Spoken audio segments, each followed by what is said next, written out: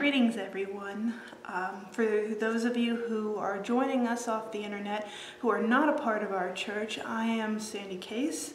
I am the education coordinator for Calvary Wesleyan Church in Barberton, Ohio, and I will be doing a series on the Apostles' Creed. This is session number 1.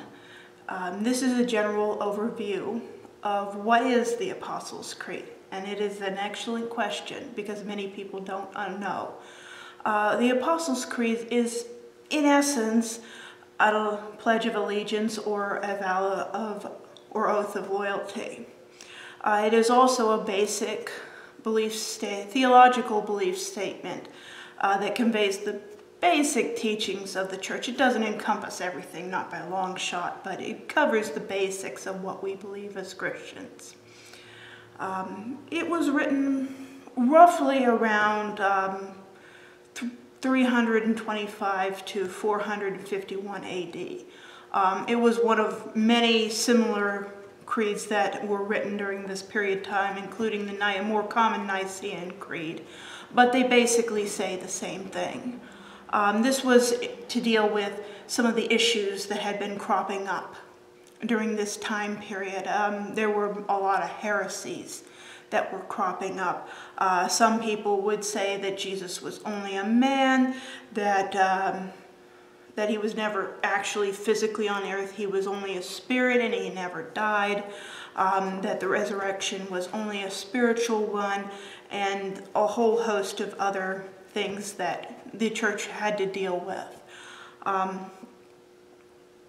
The Apostles' Creed, in essence, is the Christian's common belief.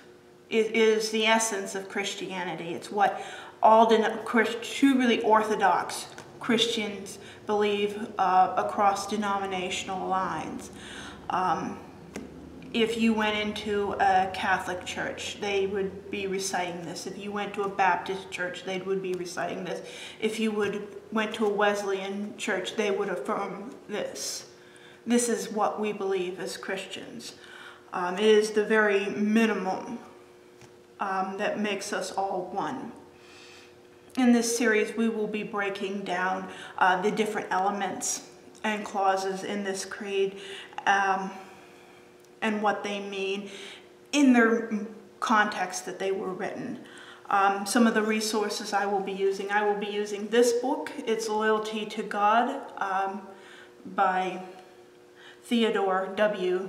Jennings, Jr. And for this particular session, I pulled some of the historic information from this book by Bruce L. Shelley, Church History in Plain Language. This is an excellent book if you're looking for a church history book.